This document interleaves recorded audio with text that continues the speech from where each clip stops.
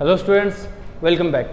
Genetics के इस lecture में हम लोग डिस्कस करने वाले हैं नॉन एलेलिक इनहेरिटेंस यानी इंटरजेनिक इनहेरिटेंस का सेकंड पार्ट, जिसमें से पहले पार्ट में हम लोग क्लियर कर चुके हैं कि non allelic inheritance duplicate gene type की हो सकती है, कॉम्प्लीमेंट्री जीन टाइप की हो सकती है, कोलैबोरेटिव जीन टाइप की हो सकती है। 3 टाइप डिस्कस कर लिए, अब बचे हुए 2 टाइप हम इस लेक्चर में डिस्कस करने वाले हैं। ठीक है, जो नेक्स्ट टाइप है किसकी, नॉन एलेलिक इनहेरिटेंस की, यानी नॉन एलेलिक इनहेरिटेंस की फोर्थ टाइप जो है वो है इनहिबिटरी जीन।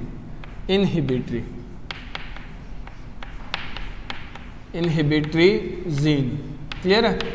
इस टाइप के जीन में या इस टाइप की नॉन एलेलिक इनहेरिटेंस में हमें क्या देखने को मिलता है, तो देखो कुछ प्लांट्स या कुछ केसेस ऐसे आते हैं हमारे पास जहां कुछ जीन्स ऐसे होते हैं क्रॉस के अंदर, अगर वो प्रेजेंट होंगे तो वो उस कैरेक्टर के या उस क्रॉस के डोमिनेंट कैरेक्टर को एक्सप्रेस नहीं होने देंगे, सप्रेस कर देंगे, इनहिबिट कर देंगे। ठीक है, समझ गए। तो इनहिबिटरी जीन क्या होते हैं? इनहिबिटरी जीन होते हैं gene which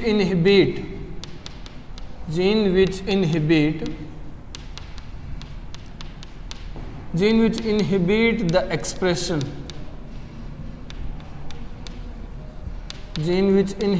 expression of dominant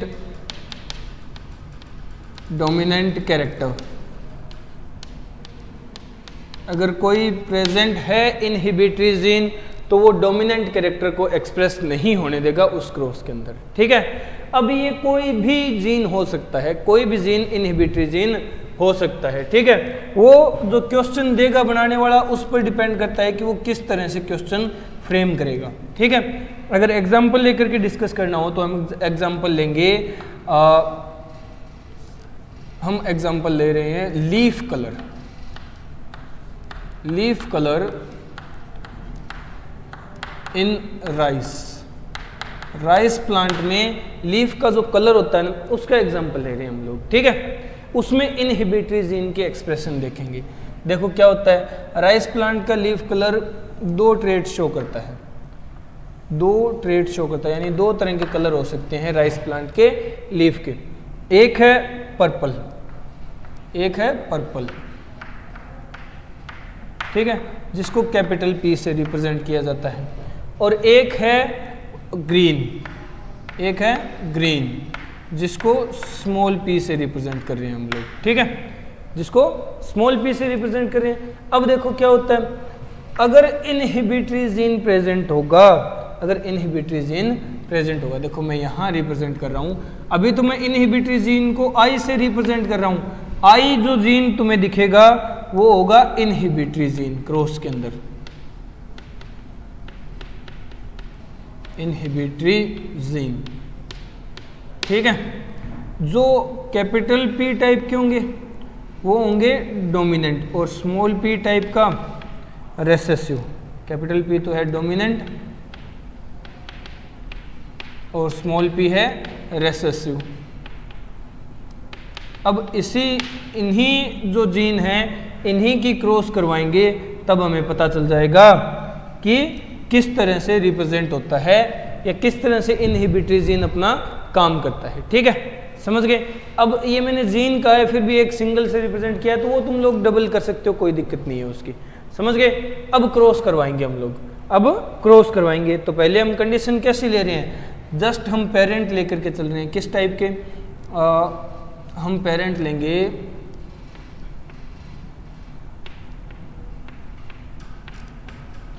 एक ये, और एक पेरेंट हम लोग लेंगे ये।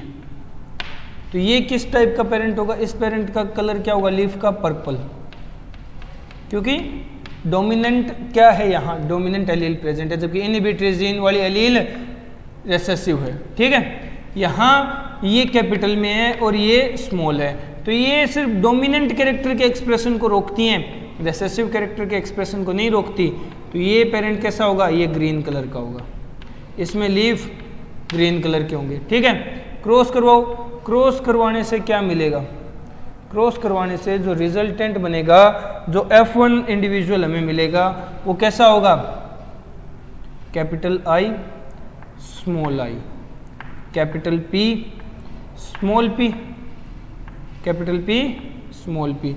अब ये क्या है, ये है F1 हाइब्रिड, ठीक है। और एक्सप्रेशन कैसा होगा, मतलब इसका लीफ कलर कैसा होगा, देखो कैपिटल पी आ गया तो कैसा होना चाहिए, पर्पल होना चाहिए ना, बट कैपिटल आई भी तो आ गया है, ये इस कैरेक्टर के डोमिनेंट एलील के कैरेक्टर को सप्रेस कर देगा, इनहिबिट कर देगा, और कलर क्या आएगा, रेसेसिव वाला ग्रीन, कलर फिर भी ग्रीन आया, समझ गए ना।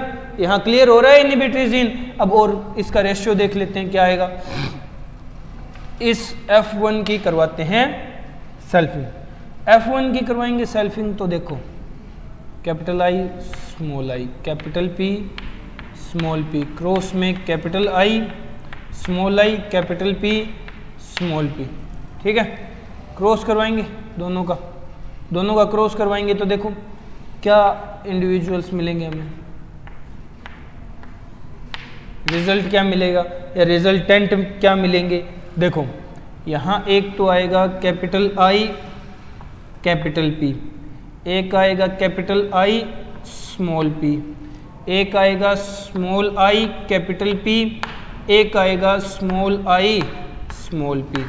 अब कैरेक्टर कैसे होंगे, देखो कैपिटल पी आया है तो इसको कैसा होना चाहिए था, इसको कैसा होना चाहिए था, पर्पल कलर का होना चाहिए था, कैपिटल पी डोमिनेंट है, बट इनहिबिटरी जीन है तो ये पर्पल नहीं हो पाएगा, ये ग्रीन रह जाएगा, ये ग्रीन रह जाएगा, क्योंकि इनहिबिटरी जीन ने इसका एक्सप्रेशन इनहिबिट कर दिया। यहाँ इनहिबिटरी जीन है बट ये तो डोमिनेंट पे इफेक्ट करता है, रेसेसिव पे करता ही नहीं, तो ये नॉर्मली ग्रीन ही रहेगा क्योंकि स्मॉल पी है। यहाँ कैपिटल पी है but inhibitory gene recessive condition में है, तो ये पर्पल आ जाएगा, ये पर्पल हो जाएगा। और इसी तरह ये वाला केस स्मॉल पी है स्मॉल आई है तो नेचुरली ग्रीन हो जाएगा, ठीक है, बाय डिफॉल्ट ग्रीन हो जाएगा।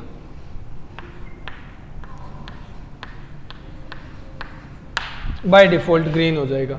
तो जहां इस रेशियो को 9:3:1 होना चाहिए था, यानी कैसा आना चाहिए था,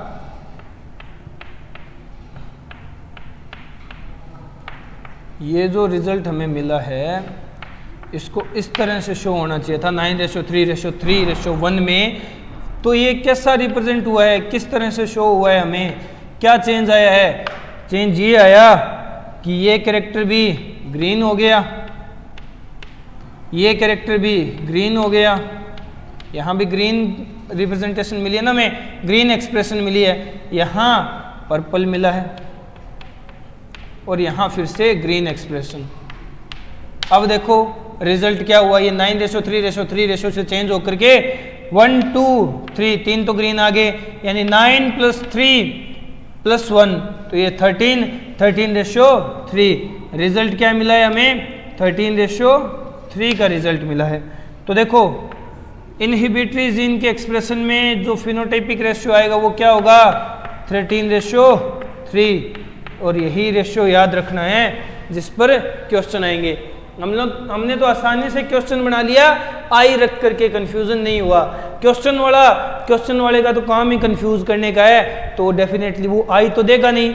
हो सकता है वो डी लिख के बोल दे कि ये इनहिबिटरी जीन है, तुम लोग क्रॉस बनाने में ही बौखला जाओगे, ठीक है, पता ही नहीं चलेगा, लिख डी रहे हो, लग रहा है डोमिनेंट होगा बट है इनहिबिटरी, अगले ने पहले ही कंडीशन दे दी, तो कंफ्यूज किसी तरह से भी कर सकता है, तुम्हें क्रॉस आना चाहिए, ठीक है। या तो दो तरीके हैं, या तो रेशियो याद रख लो या क्रॉस सीख लो, वो तुम लोगों की मर्जी है। याद रखोगे वो भूल सकते हो, जो सीख लिया ना वो कभी नहीं भूलोगे, वो कभी नहीं भूलोगे। तो ये है इनहिबिटरी जीन, ये है इनहिबिटरी जीन, यानी fourth type of non allelic inheritance, fourth type of intergenic inheritance. Clear है, जल्दी से लपेटो फिर हम नेक्स्ट पॉइंट डिस्कस करते हैं। जल्दी हो गया क्या, चलो अब नेक्स्ट पॉइंट डिस्कस करते हैं।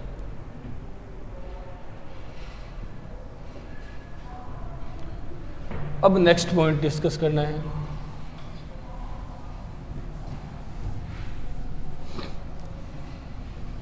ये क्या है, इनहिबिटरी जीन का क्रॉस।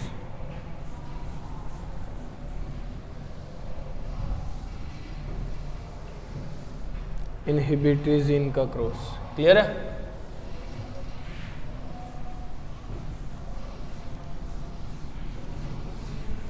अब next type of non allelic inheritance या next type of intergenic inheritance discuss करना है, वो है अपना fifth type of intergenic inheritance या नॉन एलेलिक इनहेरिटेंस, जिसे कहा जाता है epistatic gene. Epistatic gene. Epistatic gene कौन सा जीन होता है, ठीक है। एपिस्टेटिक जीन कौन सा जीन होता है, तो देखो बाय डेफिनेशन बताना चाहें तो हम लोग लिखेंगे gene which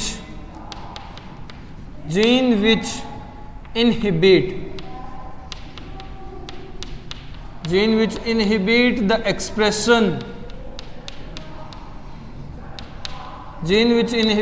expression of non-allelic gene. एक जीन जो दूसरे नॉन एलेलिक जीन के एक्सप्रेशन को इनहिबिट कर रहा हो, ठीक है, दूसरे नॉन एलेलिक जीन के एक्सप्रेशन को इनहिबिट कर रहा हो, उसे एपिस्टेटिक जीन बोलते हैं, ठीक है, उसे एपिस्टेटिक जीन बोलते हैं। अब तुम लोग समझ सकते हो किस तरह से, तुम लोग रिलेट करो। मैंने कहा जीन इनहिबिट कर रहा है expression of non allylic gene, other non allylic gene, दूसरे नॉन एलेलिक जीन के एक्सप्रेशन को इनहिबिट कर रहा है। अगर यही सेम केस, अगर यही चीज कहां हो, देखो पॉइंट बनाओ, इंपॉर्टेंट है, समझने लायक है। If this process occurs in alleles of same gene,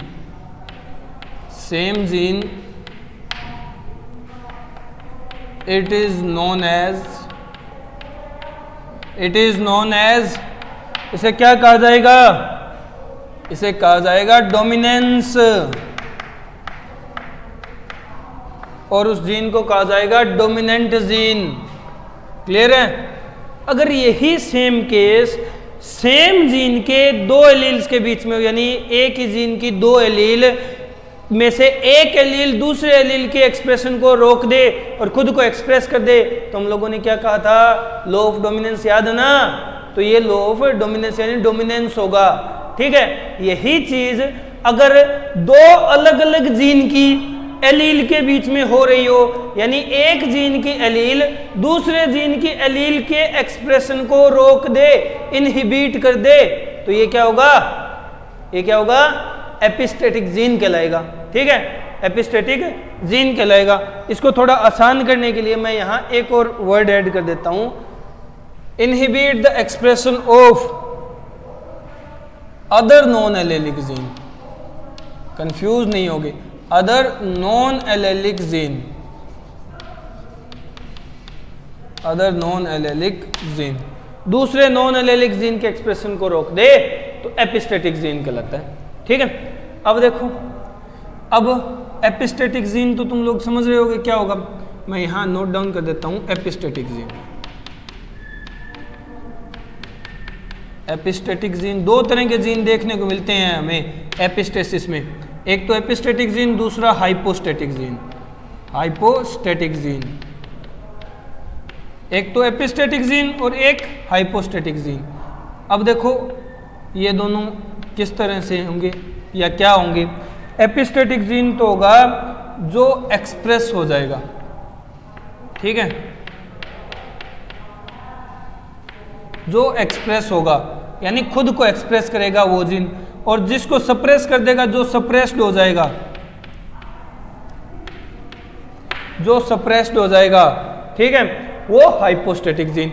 यानी एक जीन दूसरे जीन की एक्सप्रेशन को रोक रहा है, तो रोकने वाला एपिस्टेटिक, जो रोकेगा खुद को एक्सप्रेस कर देगा वो तो एपिस्टेटिक, जो रुक गया, जो एक्सप्रेस नहीं हो पाया वो हाइपोस्टेटिक। समझ रहे हो ना, एपिस्टेटिक जीन और हाइपोस्टेटिक जीन में डिफरेंस।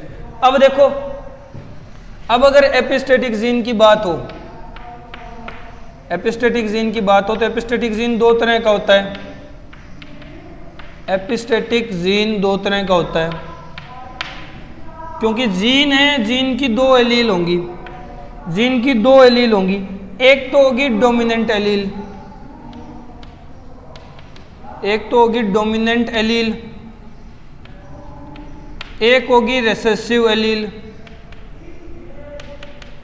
एक होगी रिसेसिव एलील। जीन डोमिनेंट है, ठीक है, एपिस्टेटिक जीन है, यानी खुद को एक्सप्रेस करने वाला जीन है। इसकी दो एलील होगी, एक तो डोमिनेंट एलील, एक रिसेसिव एलील। अगर डोमिनेंट एलील इनहिबिट कर रही है, अगर डोमिनेंट एलील इनहिबिट कर रही है, क्या इनहिबिट कर रही है? Expression of hypostatic gene, hypostatic gene. अगर डोमिनेंट एलील हाइपोस्टैटिक जीन के एक्सप्रेशन को रोक रही है तो उसे क्या कहा जाएगा?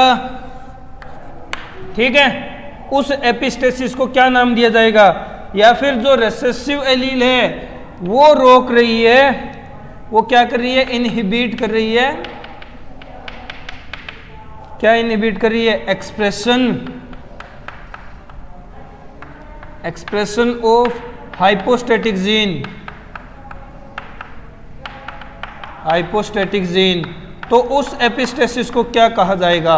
दो अलग अलग नाम दिए जाते हैं, दो अलग अलग टर्मिनोलॉजी यूज की जाती है। एपिस्टेटिक जीन है, एपिस्टेटिक जीन की दो एलील होंगी, जीन की एलील होती है, हमें पता है, फॉर्म ऑफ जीन होती है एलील। दो फॉर्म होगी, एक डोमिनेंट फॉर्म होगी, एक रेसेसिव फॉर्म होगी। Dominant allele, recessive allele. अगर डोमिनेंट वाली एलील सामने वाले हाइपोस्टैटिक जीन जिसका एक्सप्रेशन सप्रेस कर दिया गया है, जिसको एक्सप्रेस होने ही नहीं दिया गया, ठीक है, जिसका इफेक्ट नहीं आने दिया गया, ठीक है, उस हाइपोस्टैटिक जीन के एक्सप्रेशन को रोक दे, inhibit expression of hypostatic gene, तो वो क्या होगी? और जहां रेसेसिव एलील हाइपोस्टैटिक जीन के एक्सप्रेशन को रोक दे, वो क्या होगी? तो देखो, दो अलग अलग टर्मिनोलॉजी यूज की जाती है। जहां डोमिनेंट वाली रोक रही है, यानी डोमिनेंट एलील एपिस्टेसिस शो कर रही है, तो उसको तो नाम दिया जाता है डोमिनेंट एपिस्टेसिस, डोमिनेंट एपिस्टेसिस, ठीक है। और जहां रेसेसिव वाली रोक रही है, रेसेसिव एलील एपिस्टेसिस कर रही है, उसको कहा जाएगा रेसेसिव एपिस्टेसिस, रेसेसिव एपिस्टेसिस, ठीक है। तो दो तरह की एपिस्टेसिस होगी, डोमिनेंट एपिस्टेसिस और रेसेसिव एपिस्टेसिस, ठीक है। डोमिनेंट एपिस्टेसिस जहां डोमिनेंट एलील हाइपोस्टैटिक जीन के एक्सप्रेशन को रोक रही हो। रेसेसिव एपिस्टेसिस जहां रेसेसिव एलील हाइपोस्टैटिक जीन के एक्सप्रेशन को रोक रही हो, और ये एलील किसकी होगी? एपिस्टेटिक जीन की होगी। अब इसी तरह हाइपोस्टैटिक जीन, इसी तरह हाइपोस्टैटिक जीन, इसी तरह हाइपोस्टैटिक जीन। हाइपोस्टैटिक जीन की भी दो एलील होंगी, ठीक है, हाइपोस्टैटिक जीन की भी दो एलील होंगी,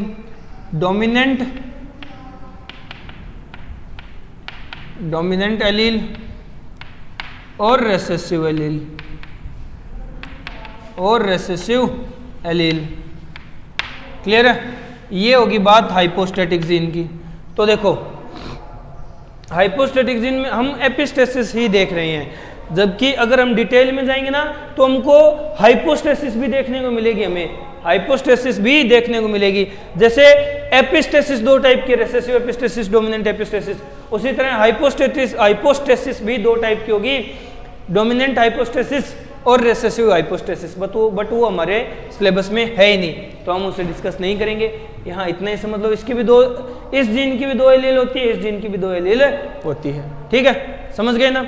अब हमें डिटेल में स्टडी करनी है विद एग्जांपल किसकी, recessive epistasis and dominant epistasis. ठीक है, तो एक काम करो, वीडियो को पॉज करो और ये पॉइंट नोट डाउन कर लो, फिर हम आगे डिटेल में देखते हैं रेसेसिव और डोमिनेंट एपिस्टेसिस को। क्लियर है ना, समझ गए होगे। चलो हो गया, हो गया। चलो अब डिस्कस करते हैं डोमिनेंट और रेसेसिव एपिस्टेसिस को। देखो छोटा सा पॉइंट है, फिर ये पॉइंट खत्म।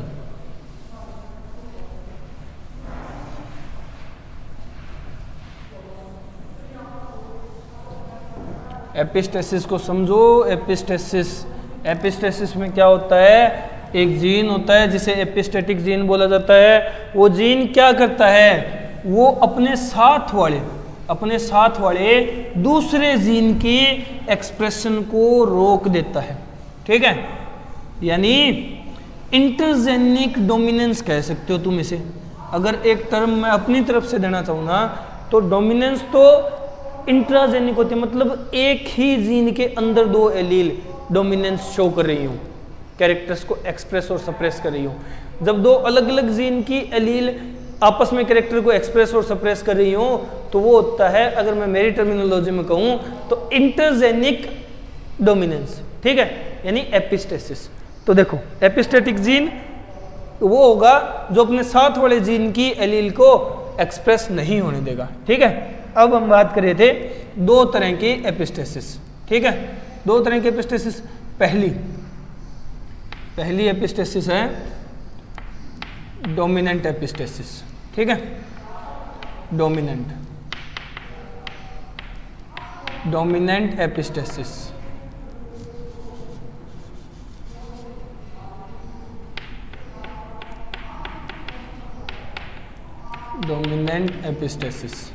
डोमिनेंट एपिस्टेसिस में क्या होगा, देखो डोमिनेंट एपिस्टेसिस में होगा the dominant allele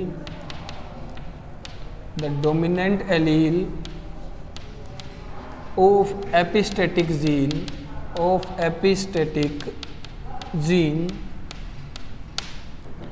inhibit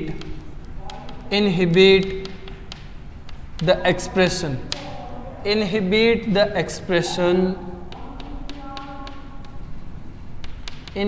expression of hypostatic gene। ठीक है, अब देखो मैं यहाँ एग्जाम्पल लूँगा, किसका एग्जाम्पल लूँगा मैं यहाँ, flower colour of Cucurbita. Flower colour of Cucurbita, Cucurbita plant का फ्लावर कलर। कुकुरबिटा को कहा जाता है स्क्वैश प्लांट भी कहा जाता है। ठीक है, स्क्वैश प्लांट भी कहा जाता है, और उसका फ्लावर कलर डिस्कस करना है हमें। ठीक है, उसके फ्लावर कलर में किस तरह से एक जीन जो कि एपिस्टेटिक जीन है, उसकी एक डोमिनेंट एलील किस तरह से हाइपोस्टेटिक जीन की एक्सप्रेशन को इनहिबिट कर देगी। ठीक है, समझ गए। ये देखो फ्लावर कलर ऑफ कुकुरबिटा। अब समझने की कोशिश करना, मैं यहाँ 2 कलर बना रहा हूँ। पहले मैं जीन ले लेता हूँ। ठीक है, एपिस्टेटिक जीन,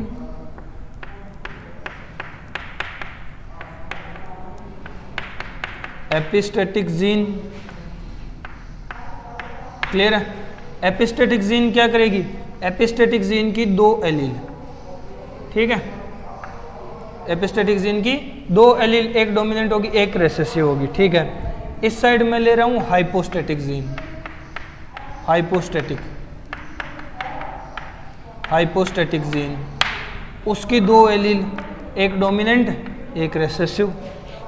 ठीक है, अब फ्लावर कलर किस किस तरह का होता है, यहाँ अपन को वाइट कलर के फ्लावर देखने को मिलते हैं।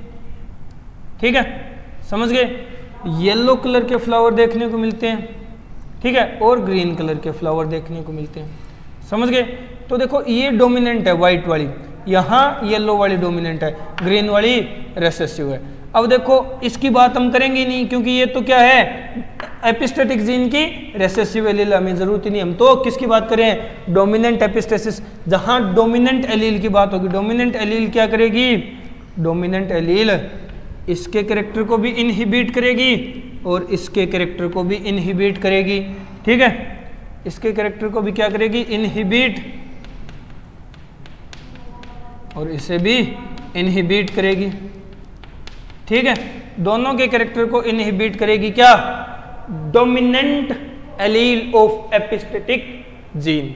क्लियर है, समझ गए? अब बनाओ क्रॉस, क्रॉस बनाओ। ये चीज समझ आई? एपिस्टेटिक जीन की दो एलील, हाइपोस्टेटिक जीन की दो एलील। ठीक है, हाइपोस्टेटिक जीन की दोनों एलील डोमिनेंट और रेसेसिव, एपिस्टेटिक जीन की दोनों एलील डोमिनेंट और रेसेसिव। हम बात कर रहे हैं किसकी, एपिस्टेटिक जीन की। एपिस्टेटिक जीन में डोमिनेंट एपिस्टेसिस की। डोमिनेंट एपिस्टेसिस की अगर बात करेंगे तो देखो यहाँ डोमिनेंट एलील का ही काम है, तो डोमिनेंट एलील की ही बात करेंगे। डोमिनेंट एलील दोनों को इनहिबिट करके रखेगी, दोनों को क्या करके रखेगी, इनहिबिट करके रखेगी, दोनों को एक्सप्रेशन के, दोनों के एक्सप्रेशन को इनहिबिट करके रखेगी, रोक के रखेगी, उन्हें एक्सप्रेस नहीं होने देगी। ठीक है, उन्हें एक्सप्रेस नहीं होने देगी। चलो अब बनाते हैं हम लोग क्रॉस। क्रॉस बनाने से पहले दो तीन बेसिक चीजें, जैसे ये क्या है अपने पास, ये डोमिनेंट एलील है जो कि व्हाइट कलर शो कर रही है। ठीक है, ये येलो शो कर रही है, और ये क्या शो कर रही है, ये शो कर रही है ग्रीन कलर।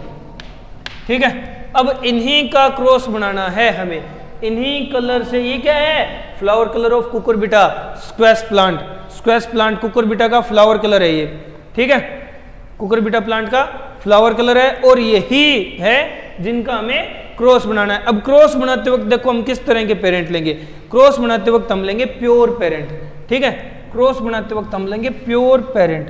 प्योर पेरेंट कैसे, देखो क्रॉस में दो प्योर पेरेंट लेंगे।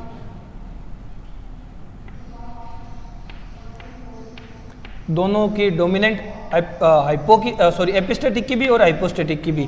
ठीक है, ऐसा पेरेंट, और दोनों की रेसेसिव, दोनों की रेसेसिव जहां हो ऐसा पेरेंट। तो दोनों प्योर पेरेंट लिए ना, प्योर पेरेंट की क्रॉस करवाओ। प्योर पेरेंट की क्रॉस करवाओगे तो देखो क्या रिजल्ट मिलेगा हमें। हमें जो रिजल्ट मिलेगा वो ये होगा, capital W small W, capital Y small Y. अब देखना तुम लोग, ये तो है एपिस्टेटिक जीन है, इसका एक्सप्रेशन तो सप्रेस रहेगा, मतलब ही नहीं। तो ये क्या है, ये तो होगा व्हाइट। ये कैसा होगा, ये तो व्हाइट होगा फ्लावर कलर। इसमें कैसा होगा, ये क्या है, ये क्या है, एपिस्टेटिक जीन। एपिस्टेटिक जीन की रेसेसिव एलील जिसकी हम बात नहीं कर रहे, और ये हाइपोस्टेटिक जीन है। हाइपोस्टेटिक जीन की रेसेसिव एलील है, यानी जो एक्सप्रेशन शो करेगी ग्रीन कलर। ठीक है, ग्रीन कलर। समझ गए? अब ये कैसा बना है, इसमें दोनों डोमिनेंट है और दोनों रेसेसिव हैं। तो देखो एपिस्टेटिक का डोमिनेंट अपना कैरेक्टर एक्सप्रेस करेगा, और ये पूरी की पूरी F1 क्या बन जाएगी, ये F1 जनरेशन जो है ये पूरी की पूरी वाइट हो जाएगी, ये पूरी की पूरी वाइट हो जाएगी। अब वाइट हो गई तो देखो किस तरह से कैरेक्टर शो होंगे। इसके हम करवाएंगे selfing, capital W small W capital Y small Y, cross करवाएंगे capital W small W capital Y small Y से। अब क्रॉस का रिजल्ट क्या आएगा वो हम लोग यहां देखेंगे। देखो capital W small W capital Y small Y, cross है capital W small W capital Y small Y. जो रिजल्ट हमें मिलेगा वो किस तरह का होगा, देखो हम यहां नोट डाउन कर लेते हैं। एक तो हमें मिलेगा कैपिटल डब्ल्यू कैपिटल वाई, एक मिलेगा कैपिटल डब्ल्यू स्मॉल वाई, फिर मिलेगा small W capital Y small W small Y.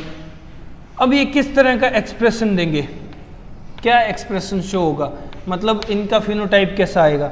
देखो कैपिटल डब्ल्यू है, ठीक है, तो इसको अपने आप सप्रेस कर देगा क्योंकि ये एपिस्टेटिक जीन की डोमिनेंट एलील है। ठीक है, इसको सप्रेस कर देगी, इनहिबिट कर देगी इसके एक्सप्रेशन को, तो ये वाइट कलर आएगा, ये आएगा वाइट कलर। ये इसको अपने आप सप्रेस कर देगा तो ये भी वाइट कलर आएगा। क्योंकि कैपिटल डब्ल्यू डोमिनेंट है ना, यहाँ कैपिटल स्मॉल डब्ल्यू और कैपिटल वाई है, तो ये कलर येलो आ जाएगा, ये येलो कलर आ जाएगा। और ये स्मॉल डब्ल्यू स्मॉल वाई है तो हाइपोस्टैटिक जीन की वाई वाली कलर दे देगी और ये ग्रीन कलर आ जाएगा, ये ग्रीन कलर आ जाएगा। तो जहां रेशो क्या आना चाहिए था, 9:3:3:1 आना चाहिए था, वही रेशो चेंज होकर के क्या आ गया, वही रेशो चेंज होकर के क्या आ गया, ये आ गया, ये भी व्हाइट, ये भी व्हाइट, ये येलो, ये ग्रीन। तो व्हाइट के कितने हो गए, व्हाइट के हमारे पास आए हैं 9+3 यानी 12, और ग्रीन के कितने आए हैं, ग्रीन के अपने पास आए हैं, सॉरी ग्रीन का है 1 और ये क्या है, ये येलो है, येलो के 3, तो 12:3:1। ठीक है, ये रिजल्ट आ गया किसका, डोमिनेंट एपिस्टेसिस का। किसका रिजल्ट है ये, किसका फिनोटिपिक रेशियो है, डोमिनेंट एपिस्टेसिस का। ये डोमिनेंट एपिस्टेसिस का रेशियो है, फिनोटिपिक रेशियो है। समझ आया ना कैसे आया, ये समझ आ गया होगा। देखो हम लोगों ने क्या किया, डोमिनेंट एपिस्टेसिस में डोमिनेंट जीन सप्रेस करेगी, डोमिनेंट जीन इनहिबिट करेगी हाइपोस्टैटिक जीन के एक्सप्रेशन को। ठीक है, तो देखो हम लोगों ने कैरेक्टर लिया था फ्लावर कलर ऑफ कुकुरबिटा। अब ये इसकी एल डब्ल्यू वाइट है, ये वाई येलो है, छोटा वाई ग्रीन है। ठीक है, अब इनका क्रॉस करवाया इन पेरेंट्स का, तो देखो रिजल्ट क्या आया, F1 ऑल वाइट आए, ऑल वाइट का फिर सेल्फिंग करवाई तो हमें ये रिजल्ट मिलता है, जैसा पीछे हम क्रॉस करते आ रहे हैं, ये रिजल्ट मिला। देखो रिजल्ट हमें नॉर्मली 9:3:3:1 मिलना चाहिए था, डाई हाइब्रिड क्रॉस है इसलिए, बट चेंज हो गया एपिस्टेसिस के कारण। डोमिनेंट एपिस्टेसिस है तो क्या रिजल्ट आया, ये भी व्हाइट, ये क्या आ गया येलो और ये ग्रीन, तो 12:3:1 ये रिजल्ट आ गया डोमिनेंट एपिस्टेसिस का। ये किसका रिजल्ट आ गया, डोमिनेंट एपिस्टेसिस का। समझ गए, तो ये डोमिनेंट एपिस्टेसिस है। जल्दी से वीडियो पॉज करो और पॉइंट नोट डाउन कर लो, फिर हम लोग नेक्स्ट रेसेसिव एपिस्टेसिस डिस्कस करते हैं। क्लियर है, जल्दी हो गया। चलो ये था डोमिनेंट एपिस्टेसिस। अब यही सेकंड डिस्कस कर लेते हैं हम लोग रेसेसिव एपिस्टेसिस में। सेम ही क्रॉस होगा, सेम ही सारे कैरेक्टर होंगे, ठीक है, सेम ही पैटर्न से रिजल्ट आएगा, बट रिजल्ट डिफरेंट होगा क्योंकि वहाँ रेसेसिव जीन रोक रहा है। रेसेसिव जीन किस तरह से, अगर यही सेम चीज़ हम लोग रेसेसिव जीन में देखें, रेसेसिव एपिस्टेसिस में देखें, तो देखो मैं तुम लोगों को समझाऊंगा भी कैसे डिफरेंस आ रहा है। ठीक है, किस तरह से डिफरेंस आ रहा है, पहले समझ लो कि हम कौन सा तो एग्जाम्पल लेंगे और क्या रिजल्ट आएगा रेसेसिव एपिस्टेसिस में। ठीक है, देखो किसकी बात कर रहे हैं, second type of epistasis, recessive epistasis. Recessive epistasis, recessive epistasis में क्या होगा, पहली बात तो हम एग्जाम्पल किसका ले रहे हैं, यहाँ हम एग्जाम्पल लेंगे कोट कलर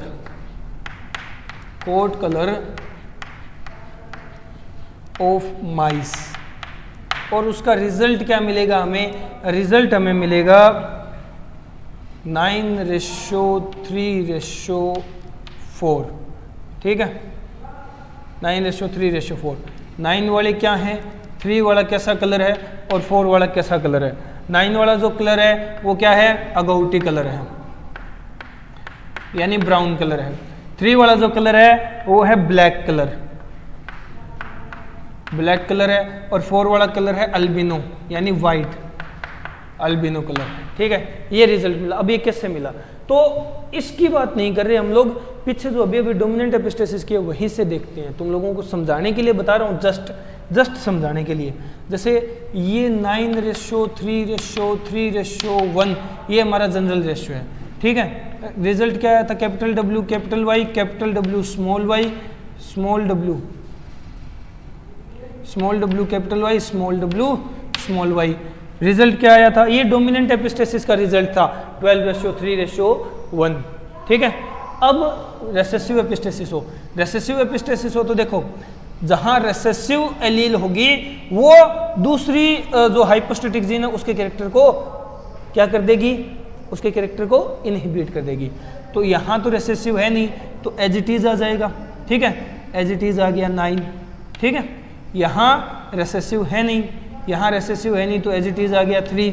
यहाँ रेसेसिव है, यहाँ रेसेसिव है तो क्या हुआ? ये रेसेसिव वाला मान लो, रेसेसिव वाला मैं कलर ले रहा हूँ ब्लैक, तो ये भी ब्लैक आ गया, भले ही ये डोमिनेंट ले लो ब्लैक, और ये भी ब्लैक आ गया, तो 3 + 1 4 आ गया। इस तरह से 9:3:4 आया है। समझ गए? क्लियर है ना? तो ये होता है रेसेसिव। अब तुम लोग बता सकते हो ना कि कौन सा कलर रेसेसिव था? माइस के कोट कलर में कौन सा कलर रेसेसिव था? माइस का जब कोट कलर लिया रेसेसिव एपिस्टेसिस में, तुम लोग बता सकते हो अल्बिनो कलर रेसेसिव था। ठीक है, अल्बिनो कलर रेसेसिव था, इसीलिए इसी का कॉम्बिनेशन आया है। समझ गए ना? क्लियर है? तो ये था रेसेसिव एपिस्टेसिस। जल्दी से वीडियो पॉज करके निपटाओ ये पॉइंट, लपेटो, जल्दी लपेटो। क्लियर है? तो आज इस लेक्चर में इतना ही, बाकी हम लोग नेक्स्ट लेक्चर में डिस्कस करेंगे। ओके, यहाँ अपनी इंटरजेनिक और इंट्राजेनिक, ठीक है, इंटर और इंट्राजेनिक दोनों तरह की इनहेरिटेंस कंप्लीट होती है। यानी पोस्ट मेंडलिज्म में जो एलेलिक और नॉन एलेलिक इनहेरिटेंस हम लोगों ने जो 2 पार्ट किए थे वो होते हैं कंप्लीट। इससे आगे हम कुछ स्पेशल पॉइंट्स डिस्कस करेंगे। Okay, good bye.